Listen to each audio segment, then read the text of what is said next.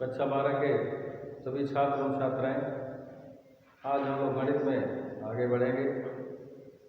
इसके पूर्व हम लोग सारणी, जिसे डिटर्मिनेंट कहते हैं,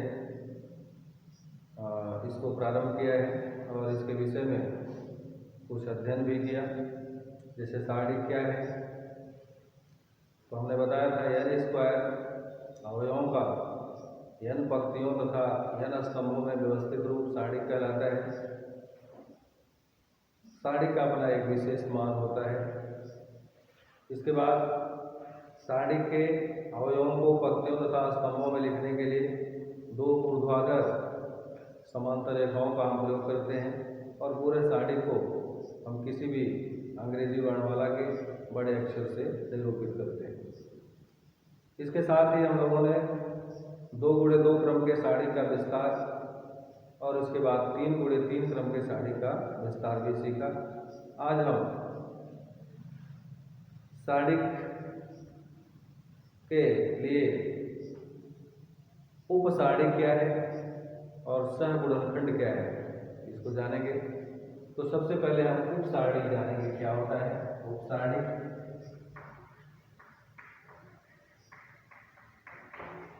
उप सारणी जिसे अंग्रेजी में हम माइनर कहते हैं। तो किसी भी सारणी के किसी अवयव के पंक्ति तथा स्तंभ को हटा देने से सारणी का जो शेष भाग बचता है उसी को हम उस अवयव का उप सारणी कहते हैं। जैसे एक उदाहरण अगर हम देखें, A बराबर A1 A2 A3 B1 B2 B3 C1 C2 C3। अब इस सारणी में ये 9 अवयव हैं, 3x3 क्रम में व्यवस्थित है। इसमें किसी भी अवयव का हम सारणी निकालना चाहें तो कैसे निकालेंगे, इसको देखेंगे। जैसे हम A1 का उप सारणी चाहते हैं, तो A1 का उप सारणी हमने बताया कि किसी अवयव के पंक्ति तथा स्तंभ को हटा देने से, हटाकर बचे हुए शेष सारणी को जब लिख लेते हैं तो वो उस अवयव का उप सारणी होता है। तो A1 की पंक्ति और स्तंभ को हटा दें तो हमें क्या मिलेगा, B2 B3 C2 C3। तो इस तरह से इसको हम सारणी में व्यवस्थित कर लेते हैं, B2 B3 C2 C3। तो इस तरह से A1 का उप सारणी हमें क्या मिला, B2 B3 C2 C3। ऐसे ही बच्चों किसी भी अवयव का हम उप सारणी लिख सकते हैं। जैसे मान लीजिए कि हम C2 का लिख रहे हैं, तो C2 का उप सारणी हमारा क्या होगा, C2 का कॉलम बंद कर लें, इसका रो बंद कर लें, तो हमें A1 A3 B1 B3 मिलेगा। इस तरह से A1 A3 B1 और B3। तो ये तो था माइनर हम कैसे निकालते हैं किसी सारणी का। अब हम जानना चाहेंगे कि सहगुणनखंड क्या होता है, कोफैक्टर क्या होता है किसी सारणी का।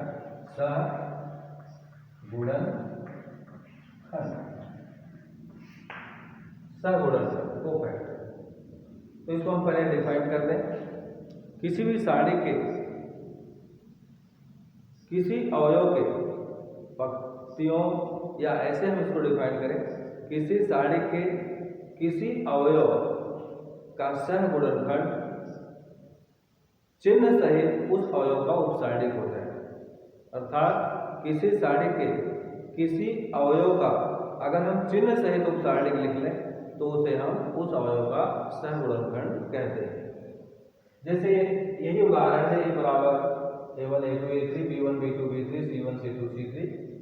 अब जैसे A1 का उप सारणी, तो A1 का उप सारणी यह हमने लिखा, लेकिन सहगुणनखंड इसका हम कैसे लिखेंगे, तो चिन्ह सहित। जैसे हम A1 का यहाँ पर सहगुणनखंड अगर लिखना चाहें तो A1 का सहगुणनखंड, तो सहगुणनखंड क्या होता है, चिन्ह सहित उप सारणी होता है। ये तो उप सारणी था, लेकिन अब यहाँ पर हमको देखना होगा कि A1 का साइन क्या है। तो A1 पहले रो और पहले कॉलम में है, तो -1 पावर रो प्लस कॉलम से इसका चिन्ह प्लस होगा, तो यहाँ इसके पहले हम प्लस लगा देते हैं। और इस A1 के सहगुणनखंड को हमने लिखा प्लस और ये उपसाड़ी, इसको सांकेतिक रूप में हम A11 से भी रिप्रेजेंट करते हैं। अब जैसे C2 का यहाँ उपसाड़ी लिखा हुआ है और C2 का उपसाड़ी को देखें तो अगर इसका सहगुणनखंड अगर हम लिखना चाहें तो C2 का सहगुणनखंड, तो C2 का यहाँ चिन्ह क्या होगा, यहाँ C2 हमारा तीसरा रो में और दूसरा कॉलम 3 2 5 विषम हो गया, तो -1 पावर विषम करेंगे तो नेगेटिव हो जाएगा, तो ये माइनस हो जाएगा।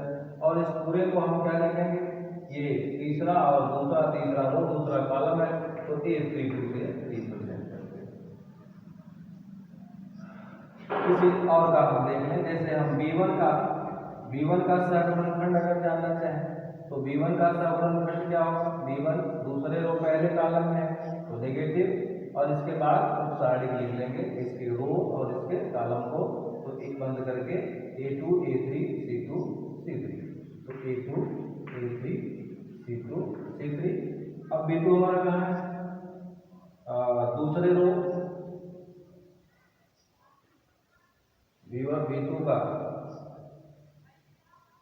B1 का लिखे यहाँ पर, तो B1 का यहाँ पर हो जाएगा, ये दूसरे रो में पहले कॉलम में है तो 2 1 3, तो यहाँ नेगेटिव हो गया, इसका ये बंद कर दिए, बन गए तो A2 A3 और C2 C3 इस तरह से।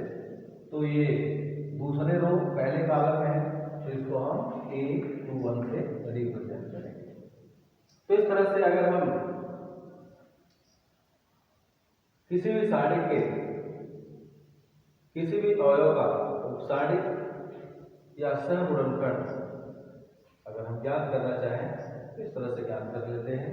अब बच्चों इसके आगे हम साड़ी के कुछ गुणधर्म जानेंगे, उस पर चर्चा करेंगे।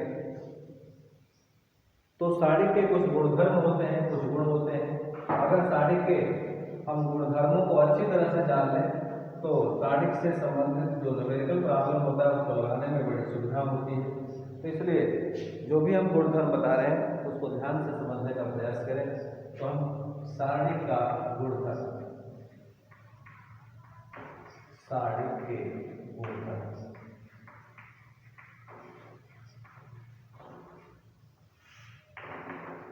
साड़ी के कुल 9 गुणधर्म हैं, लेकिन आज हम कुछ गुणधर्मों की चर्चा करेंगे।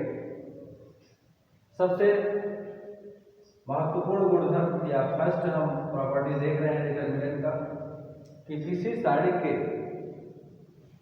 किसी भी पंक्ति या स्तंभ का यदि प्रत्येक अवयव शून्य हो तो उस साड़ी का मान शून्य होता है। फिर से बता दें, यदि किसी साड़ी के किसी पंक्ति अथवा स्तंभ का प्रत्येक अवयव शून्य हो तो उस साड़ी का मान शून्य होता है। जैसे A बराबर A1 A2 A3 B1 B2 B3 0 0 0। तो यहाँ पर देख रहे हैं कि जो तीसरे रो का प्रत्येक अवयव शून्य है, इसलिए इस साड़ी को बिना हल किए इसको हम क्या कर सकते हैं, इसकी वैल्यू को 0 ले लेते हैं।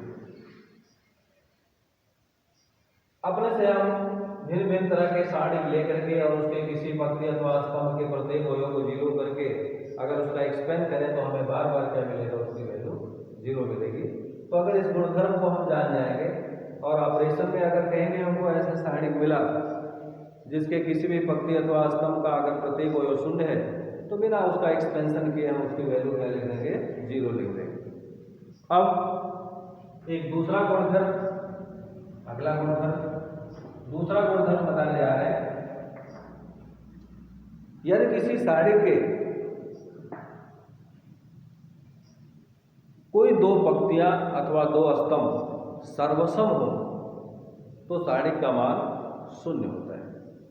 यदि किसी साड़ी के कोई 2 पंक्ति अथवा 2 स्तंभ सर्वसम हो, सर्वसम का मतलब होता है कि 2 पंक्तियों अथवा 2 स्तंभों के जो अवयव हैं वो बिल्कुल संगत अवयव समान हो, तो ऐसे साड़ी की वैल्यू भी क्या होती है, 0 हो जाती है।